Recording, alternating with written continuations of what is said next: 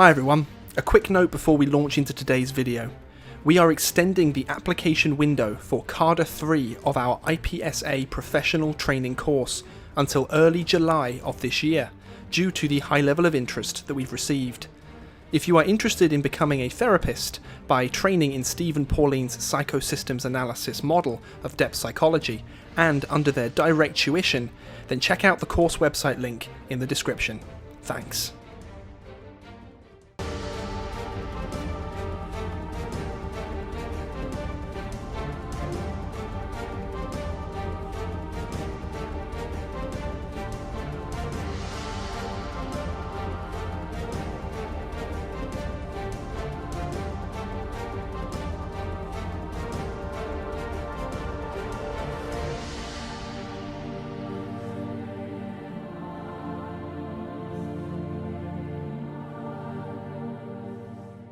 Hi everyone, today we got a question from one of our Discord members who goes by the name of Gospel of the Wolf.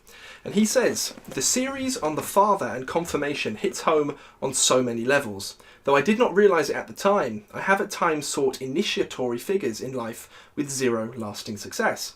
Now at 35, I'm ashamed of my wound and the need for such confirmation, and therefore find myself unable to seek this further.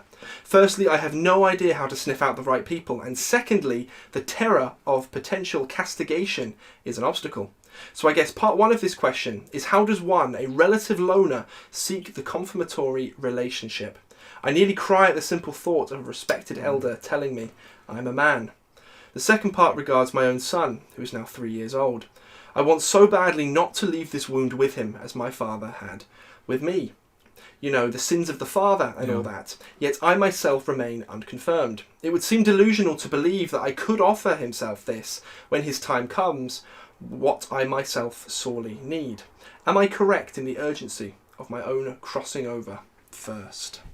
Wow, poor guy. I feel so sorry for him, and yet he's obviously been through a heck of a lot psychologically and has evaluated all of this against himself with respect to his self-esteem and self-concept, and felt these feelings, and now he has a son and he wants the problems to stop right now, which is admirable. Definitely.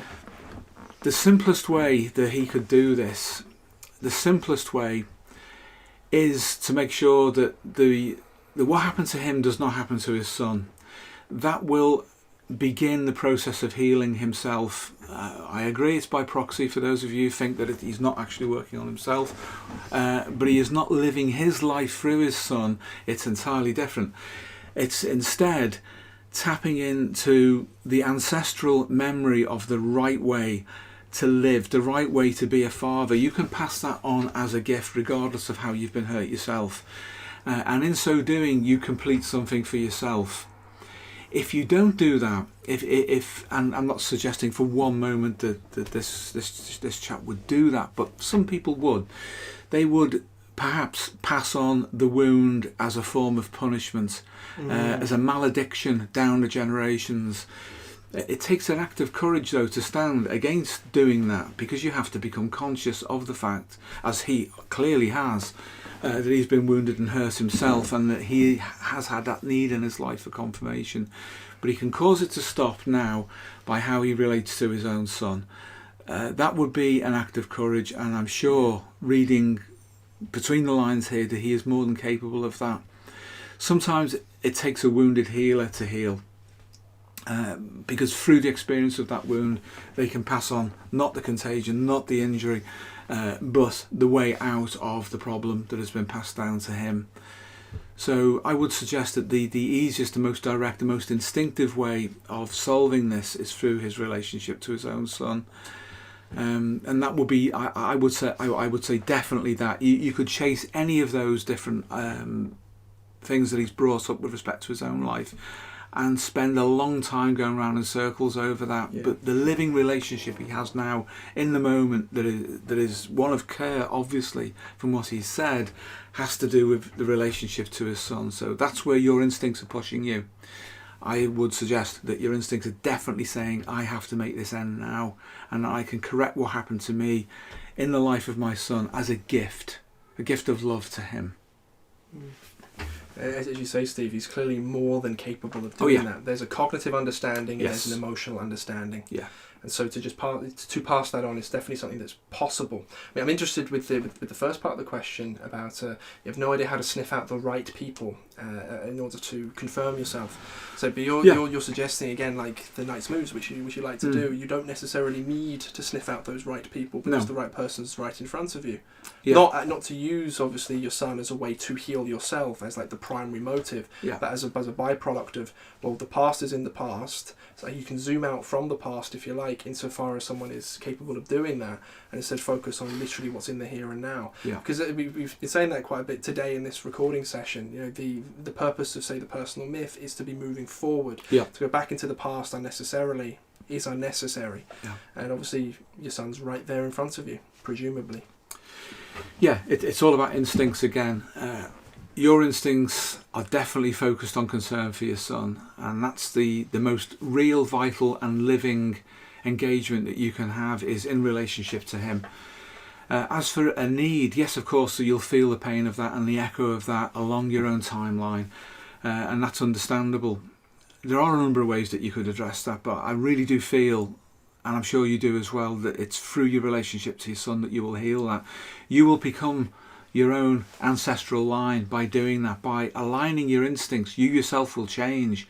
Your need for confirmation from external figures will evaporate, because you will then be standing in a line of ancestors who all felt the same as you, had the same genome as you, had the same instincts as you, and you will be receiving confirmation directly along your genome, along that genetic line from them. You don't need to have it right now in a relationship to a mentor figure or anything like that.